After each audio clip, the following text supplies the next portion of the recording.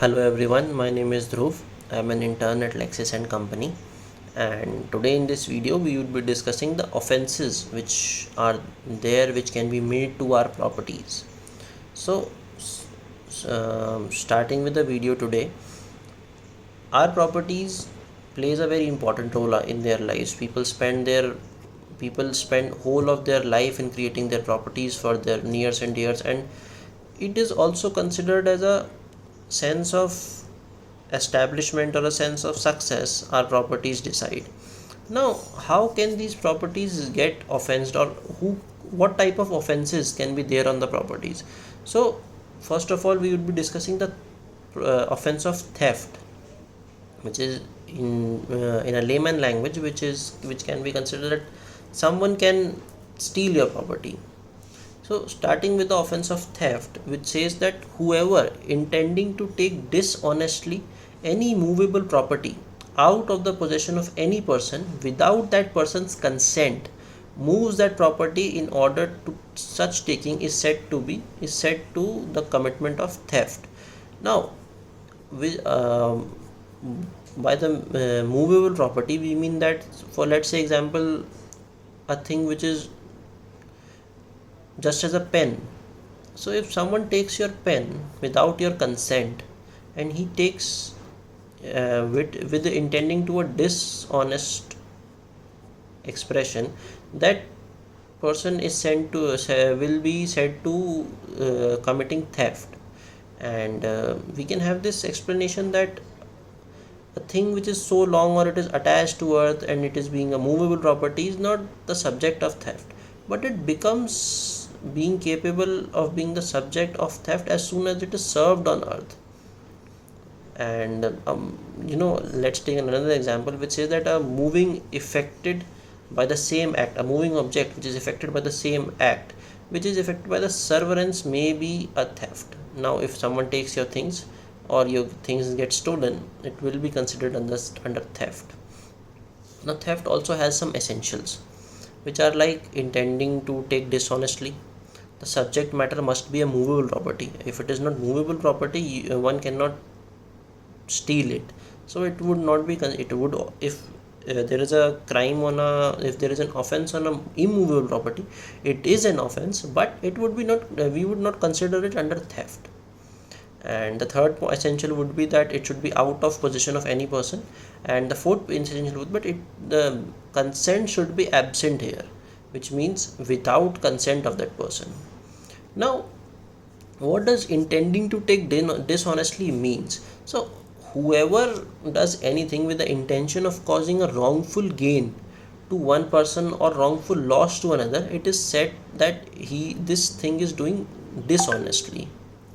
Now wrongful gain, so wrongful gain which we just used here, so wrongful gain is a gain which is done by unlawful means of productivity, or a person which the person gaining is not legally entitled, and such as and this same thing goes for the wrongful loss also. So and now explaining the what does the consent mean. So consent is known as such a thing which is intended by any section of the school, and if the consent given by a person under the fear of injury or under pressure or under misconception of fact, then it won't be considered as a consent. Consent should always be willful. A person should give his consent according to his will, his own choice. And some of the cases which we can refer here is Pyarelal Bhargava versus State of Rajasthan, and the another would be Charanjit versus Sudhir Mehra. So these were the cases. And secondly, if theft is a crime, so there should be some punishment for it. So punishment of theft which is defined under section 379 of IPC.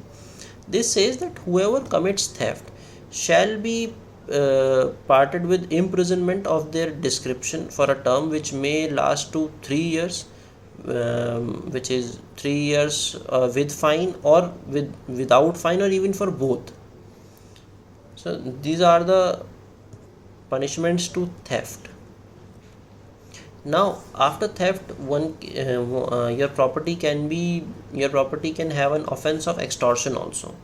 So which says that extortion is defined under section 378 of IPC, and whoever intentionally puts any person in fear of to some of a injury to that person, or something to other, and thereby dishonestly introducing the person to put fear in deliver to any person, any property, or any value, or his valuable thing or security, or someone, make you sign something under pressure. This all the commitments are considered under extortion.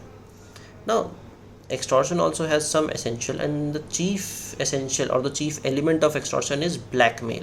Now, blackmailing is a layman term, but it plays a crucial role in when it comes to the offense of extortion.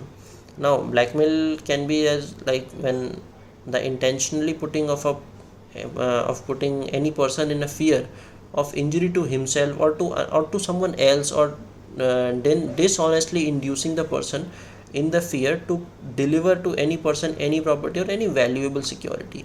This is known as blackmail. Now, blackmailing is mostly used in kidnapping, extortion, or threatening someone. So there is a famous case law which says in Ramchandra versus state of UP. So in this case, a boy was kidnapped, and the person who kidnapped, he was threatening and demanding ransom, which was sent to his father, stating that unless the ransom is paid by the father, they would murder the boy, they would kill the boy. So in this case, the court said that the Honorable Apex Court stated that this case is under kidnapping and extortion, and the punishment was given accordingly. So these are some of the offenses which can be made to onto your property, and it also has punishments in our law. So one should keep faith in the law, and should stay away from these kind of things. Let's keep it here only. Thank you.